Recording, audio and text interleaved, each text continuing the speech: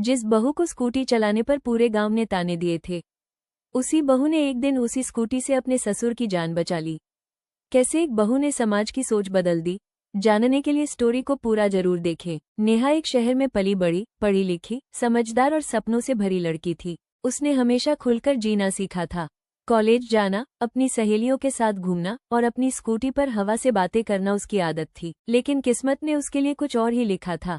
उसकी शादी एक ऐसे गांव में हो गई जहां आज भी परंपराएं सांस लेती थी और बहुओं की पहचान उनके घूंघट से होती थी, उनके सपनों से नहीं। शादी के पहले दिन ही उसकी सास ने कहा, बहू, हमारे घर की औरतें बिना घूंघट के बाहर नहीं निकलती और बाहर जाना तो बहुत दूर की बात है। नेहा ने चुपचाप सिर झुका लिया।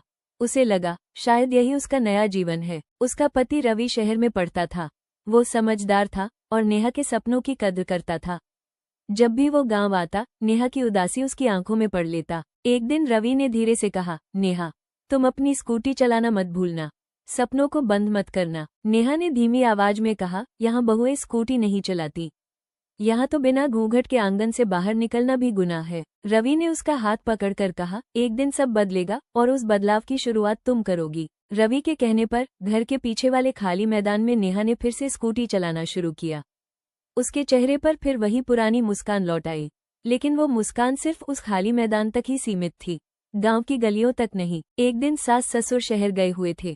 घर में सन्नाटा था और नेहा का मन घुट रहा था। उसने हिम्मत की, घूंघट थोड़ा संभाला और स्कूटी बाहर निकाल ली। उसका दिल तेज धड़क रहा था, हाथ कांप रहे थे, लेकिन उसने स्कूटी स्टार्ट की। जैसे ही वो गांव की गलियों में निकली, लोग उसे देखने लगे। कुछ औरतें फुसफुसाईं, देखो, शहर वाली बहू को, बहू होकर स्कूटी चला रही है। कुछ पुरुष हंसकर बोले, आजकल की बहुओं को कोई शर्म नहीं। नेहा ने सब सुना, लेकिन कुछ नहीं कहा। उसकी आंखों में आंसू थे, लेकिन उसने स्कूटी नहीं रोकी। जब सास ससुर लौटे तो गांव वालों ने उन्हें ताने दिए, आपकी बहू तो पूरे गांव में स्कूटी घुमा रही थी। उस दिन सास ससुर ने नेहा से कुछ नहीं कहा, लेकिन उनकी खामोशी किसी भी डांट से ज्यादा भारी थी। उस रात नेहा अपने कमरे में बहुत रोई। उसे लगा शायद उसने सच में कोई बहुत बड़ा अपराध कर दिया है। कुछ महीनों बाद एक दोपहर घर में सिर्फ नेहा और उसके ससुर थे। अचानक उसके ससुर के सीने में तेज दर्द उठा, वो जमीन पर गिर पड़े। बहू बहू बहू, उन्होंने दर्द से कराहते हुए कहा। नेहा घबरा गई। गांव में एम्बुलेंस की कोई सुविधा नहीं थी और अस्पताल घर से 4 किलोमीटर दूर था। उसने आसपास मदद के लिए आवाज लगाई, लेकिन कोई नहीं आया। उसके हाथ कांप रहे थे, आंखों से आंसू बह रहे थे। तभी उसकी नजर आंगन में खड़ी अपनी स्कूटी पर पड़ी। उसे गांव वालों के ताने याद आए, उसे अपनी सास की बातें याद आईं, उसे अपनी बेइज्जती याद आई। लेकिन फिर उसने अपने ससुर की हालत देखी। उसने तुरंत फैसला किया। उसने एक मजबूत कपड़ा लिया, अपने ससुर को बड़ी मुश्किल से स्कूटी के पीछे बैठाया और उन्हें मजबूती से बांध दिया ताकि वो गिर न जाएं। उसका दिल डर से कांप रहा था, लेकिन उस दिन डर से ज्यादा जरूरी किसी की जान थी। उसने स्कूटी स्टार्ट की और तेज गति से अस्पताल की ओर निकल पड़ी। गांव के लोग उसे देख रहे थे, लेकिन इस बार किसी की हंसी नहीं थी, सबकी आंखों में हैरानी थी। नेहा की आंखों से आंसू बह रहे थे, हवा उसके घूंघट को उड़ा रही थी, लेकिन उसने स्कूटी नहीं रोकी।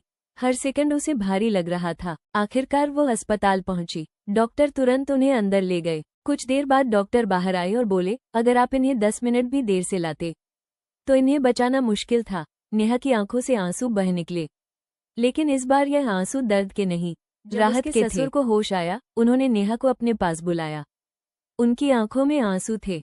उन्होंने कांपती आवाज में कहा, बहू, मुझे माफ कर दो। जिस स्कूटी के लिए मैंने तुम्हें रोका, आज उसी स्कूटी ने मेरी जान बचाई। नेहा रो पड़ी और पहली बार उसके ससुर ने उसके सिर पर हाथ रखा। जब वो गांव वापस पहुंचे तो वही लोग जो पहले ताने देते थे, आज उसकी तारीफ कर रहे थे। ये बहू नहीं, देवी है। उस दिन उसके ससुर ने पूरे गांव के सामने कहा, आज से हमारे गांव की कोई भी बेटी या बहू अपने सपनों को नहीं रोकेगी। उस दिन के बाद नेहा सिर्फ एक बहू नहीं रही, वो पूरे गांव की मिसाल बन गई। अब गांव की गलियों में कई बहुएं स्कूटी चलाती थी और किसी के सिर पर मजबूरी का घूंघट नहीं, बल्कि आत्मसम्मान की मुस्कान होती थी। क्योंकि कभी कभी जिस चीज को समाज गलत कहता है, वही किसी की जान बचाने का कारण बन जाती है। जिस बहू को रोका गया, उसी ने एक दिन परिवार की जान बचाई।